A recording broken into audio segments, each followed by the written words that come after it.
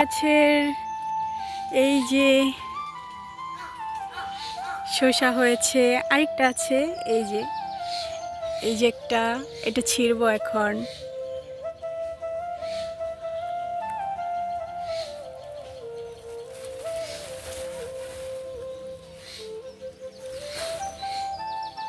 Yahoo, মাশাল্লাহ মাশাল্লাহ, দেখেছো?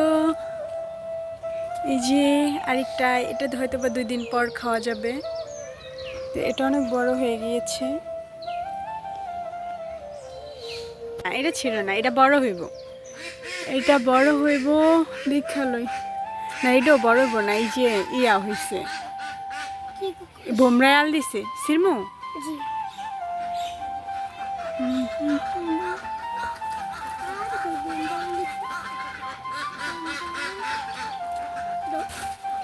নো। আসসালামু আলাইকুম এভরিওয়ান, সবাই কেমন আছো? আলহামদুলিল্লাহ আমি ভালো আছি। আমি সাথী বলছি শরীয়তপুর থেকে। আশা করছি যে যেখান থেকে আমার ভিডিওটা দেখছো, আই হোপ সবাই অনেক বেশি ভালো আছো।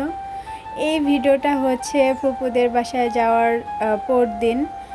আর তারপরে না, যতগুলো ভিডিও করছি একটা ভিডিও আমার ফোনে নেই। এর মাঝে আমি একটু ফাইলে ঢুকে অনেকগুলো ভিডিও ডিলিট করেছিলাম, হয়তো বা তার সাথে ওইগুলো ডিলিট হয়ে গিয়েছে।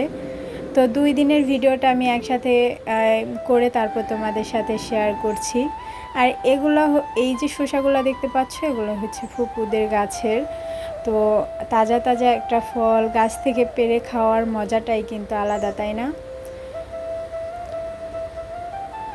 তো এই তো সবাই একটু ভাগাভাগি করে খেয়ে নিলাম, আর আমি চোকলা সহই কিন্তু কেটেছি।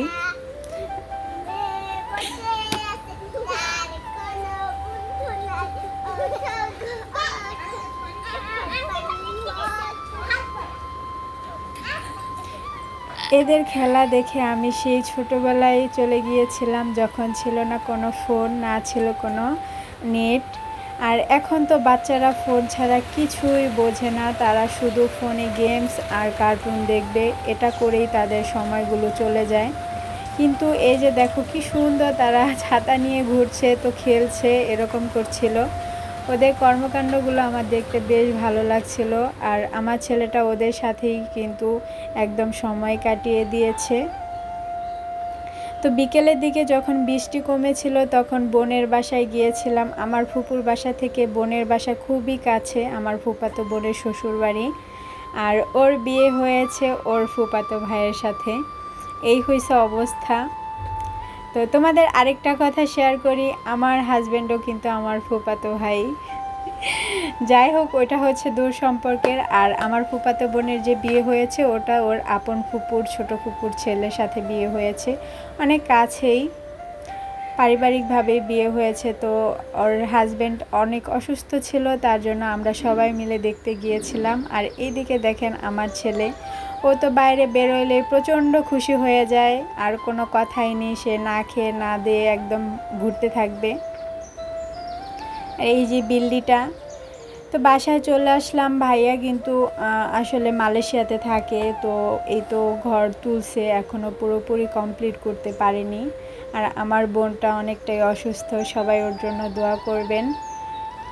আর এদিকে আমার বোন কি করছে, মানে আম কাটতে যেয়ে একদম হাত কেটে ফেলছে। পরবর্তীতে আমি কিন্তু কেটে সবাইকে পরিবেশন করেছি। আর দেখবেন একটু পরে আমার ছেলে কি করে, ও যেখানেই যায় সব জায়গায় একটা না একটা মানে আকাম করবই, সব কিছু ফালায় টালায় দিব। আসলে বাচ্চা নিয়ে কোথাও এখন গেলে আর সেই শান্তিটা পাওয়া যায় না। যখন সিঙ্গেল ছিলাম তখনকার মজা কিন্তু আলাদা।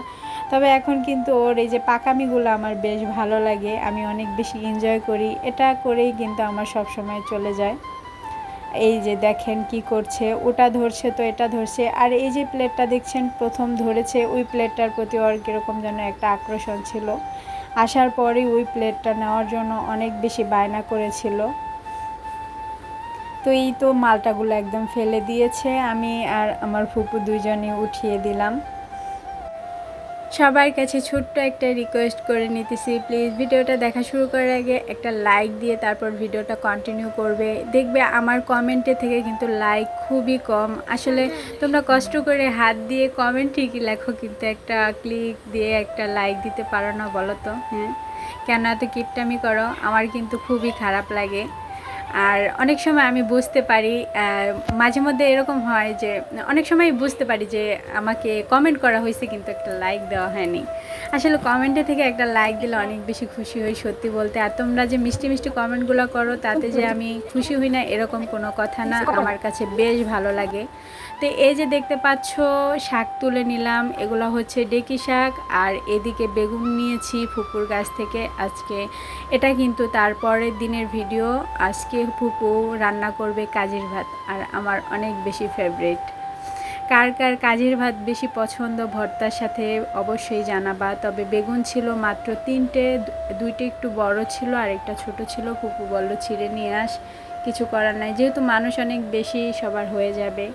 আর এই যে দেখো পদে পদে ভর্তা, আর কাজির ভাতের সাথে আমাদের এইদিকের অঞ্চলের সবাই মিনিমাম 12 থেকে 15 পদ ভর্তা করব, এটাই এদিকের নিয়ম।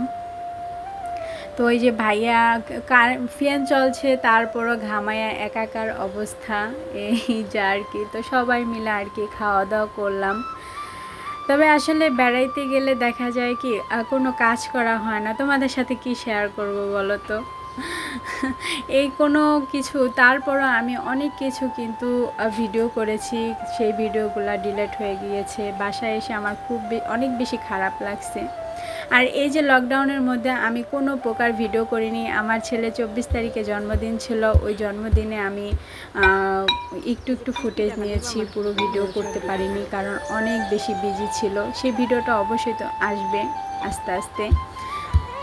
তো এই যে দেখো পিঠার জন্য ফুপু হামানদিস্তায় চাল বেটে নিতেছে। তো আমি বলছিলাম যে দাও ফুপু আমি একটু করি। তো ফুপু বললো তোর এই বল দিয়া কোনো কাম হইব না মা, তুই আমারে দিয়া দে, না হয়তো সারাদিন লেগে যাবো গা। আসলে তাদের যে জোর খাটায় একটা কাজ করে সেই কাজটা কিন্তু আমি একদমই করতে পারি না। তবে আমি বলছিলাম যে এর থেকে তো ভালো ছিল পাটায় বেটে নিলেই সব থেকে বেশি বেটার হইতো। আর এই যে দেখো ছাঁচগুলা, এগুলা কিন্তু মাটি দিয়ে বানানো হয়েছে, আর এই মাটিগুলা হচ্ছে কাঁকড়ার মাটি। এটা কিন্তু অনেক বেশি শক্ত ছিল, পোড়াইয়া ডিজাইন কইরা তারপর পোড়াইছে। আর এদিকের বেশ অনেক মানুষ, সর্বপ্রথম কিন্তু আমার আম্মু এদিকে এসে তারপর এটা করেছিল, আমাদের ঘরেও আছে। তো ভাবছি আমি নিয়ে আসবো, কারণ আমার মাসে আগের মতন আর পিঠা বানায় না। আর এই যে দেখো কোনো মানুষ ছিল না ধরার মতন, তো আমি একটু কায়দা করে মোবাইলটা সেট করে তারপর বানাচ্ছিলাম। অনেক বেশি কষ্ট হচ্ছিল বানাতে। তোমাদের সাথে আর পিঠা ভাজার পর আর শেয়ার করা হয়নি, অনেক রাত হয়ে গিয়েছিল তার জন্য। তো আর ভিডিওটা বেশি বাড়াচ্ছি না। সবাই ভালো থাকবে, সুস্থ থাকবে। আজকে এখানেই বিদায় নিচ্ছি। আল্লাহ হাফেজ, আসসালামু আলাইকুম।